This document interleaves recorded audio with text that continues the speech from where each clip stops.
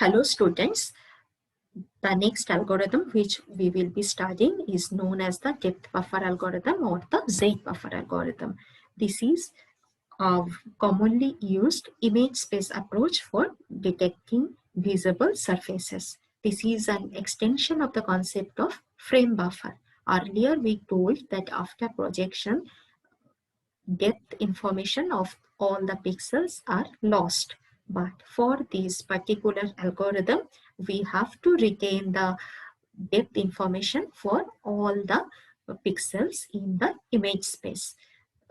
The depth informations are stored in a buffer called the depth buffer. As it is an image space method, we have to calculate the visible surface for all the pixel positions. So first, let us choose one pixel position in the projection plane. And then we have to calculate the depth value of all the surfaces of which this pixel position is a part of. Then we have to compare these depths and the surface which is having the minimum depth or which is nearest to the viewer, that will be identified as the visible surface for that particular pixel position. Since object depth is usually measured from the view plane along the z-axis of a viewing system, this method is also known as Z-buffer method. This technique was originally proposed by Catmull. Let us consider one example. Suppose this is my view plane and we are having one point xy. There are three surfaces S1, S2 and S3 of which the xy is a part of. So what we have to do, we have to calculate the depth of S3 to view plane, depth of S2 to view plane and depth of S1 to view plane. Then we have to compare these three depths. The S1 is having the minimum depth or S1 is nearest to the view plane. So S1 is identified as the visible surface for this particular pixel position. Z-buffer is a simple extension of the frame buffer idea. We know that a frame buffer is used to store the intensity of each pixel in image space. The Z-buffer is a separate buffer which is used to store the depth information of every visible pixel in the image space. So each element of the depth buffer corresponds to a pixel in the frame buffer.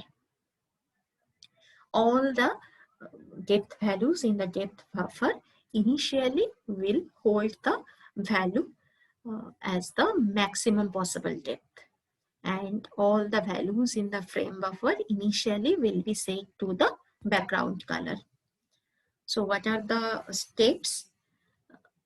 We have to initialize the frame buffer to the background color, and we have to initialize the Z buffer or the depth buffer to maximum depth value. Then we have to scan convert each polygon in arbitrary order. As each polygon is scan converted, the depth at each pixel position xy is calculated and compared with the corresponding depth in the depth buffer.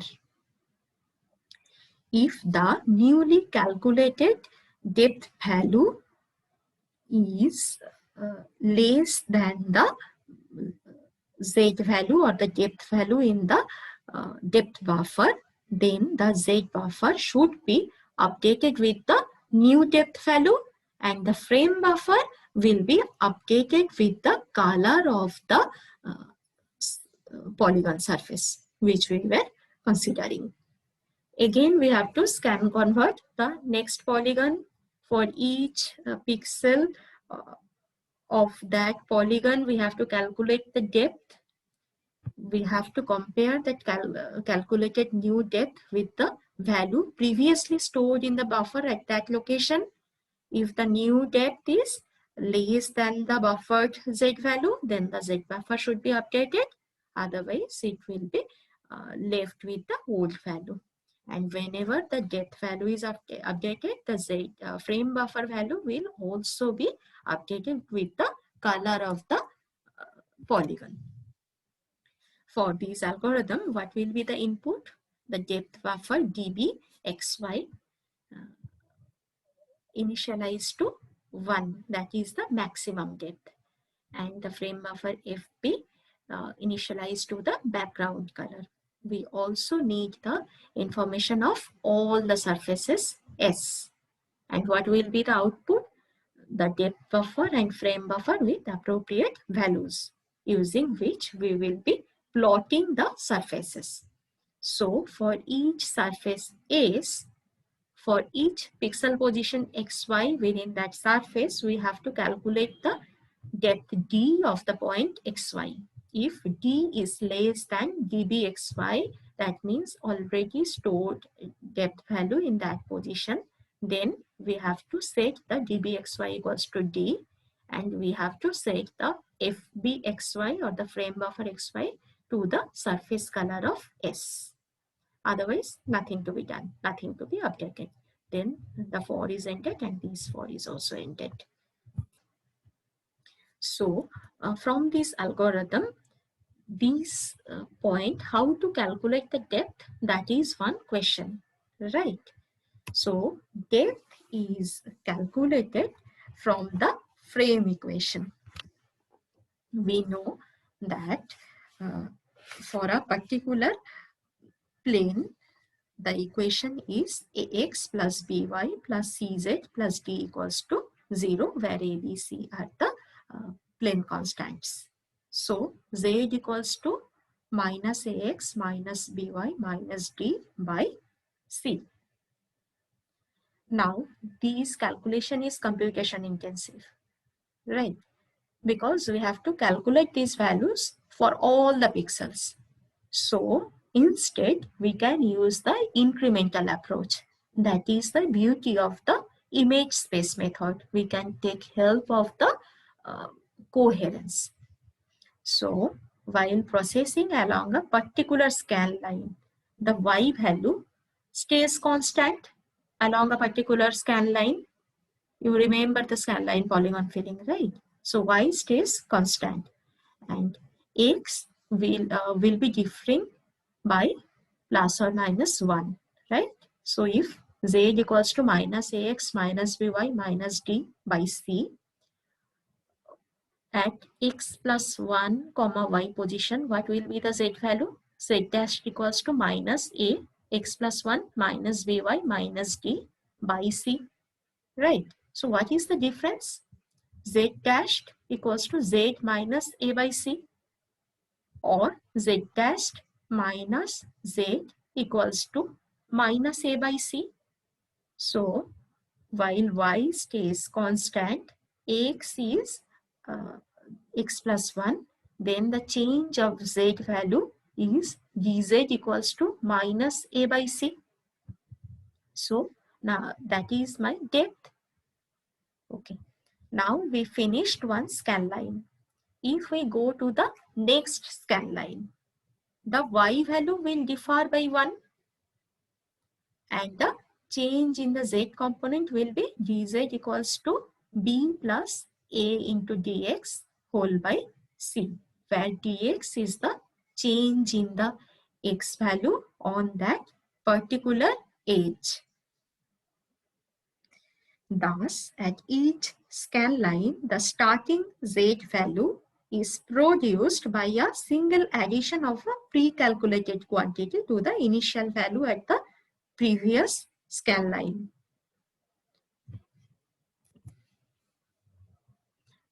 The depth buffer algorithm, it will proceed by starting at the top vertex of the polygon. Then we recursively calculate the x coordinate values down a left edge of the polygon, right? Just like scan line polygon filling algorithm. Next we are coming to the next scan line. We calculate the x coordinate value down the left edge. The x value for the beginning position on each scan line can be calculated from the previous one. We know that x dash equals to x minus 1 by m, where m is the slope, right? So what is the change of x? What is the value of dx? Minus a by m, right? So depth values along the edge being considered are calculated using z dash equals to z minus a by m plus b whole by c.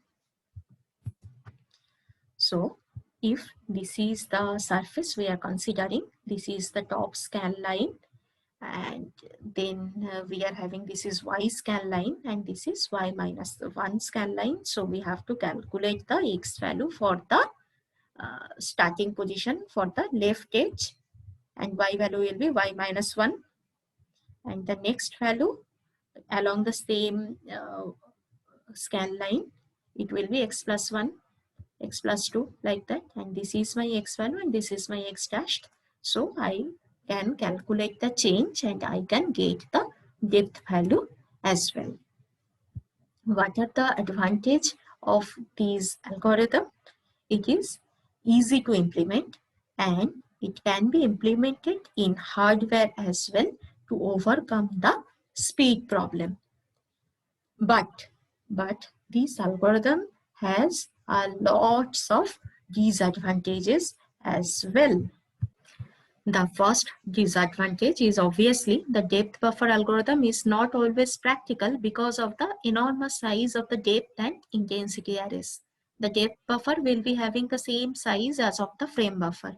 So already we have to maintain two different buffers for all the pixels.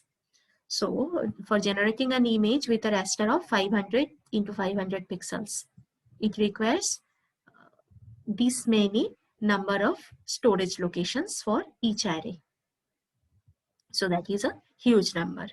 Even though the frame buffer may provide memory for intensity array, the depth array remains large. To reduce the amount of storage required, the image can be divided into many smaller images, and the depth buffer algorithm is applied to each of these images. For example, the original 500 by 500 raster can be divided into 100 rasters, each with 50 into 50 pixels, like that. But still, processing each small raster requires array of 2500 elements, and the execution time grows because each polygon is processed many times. So subdivision of the screen does not always increase execution time. Instead, it can help reduce the work required to generate the image. This reduction arises because the coherence between the small regions of the screen. Still, this algorithm is well used. Next, we will be studying about the Painter's algorithm and the Warnock's algorithm in our next lecture.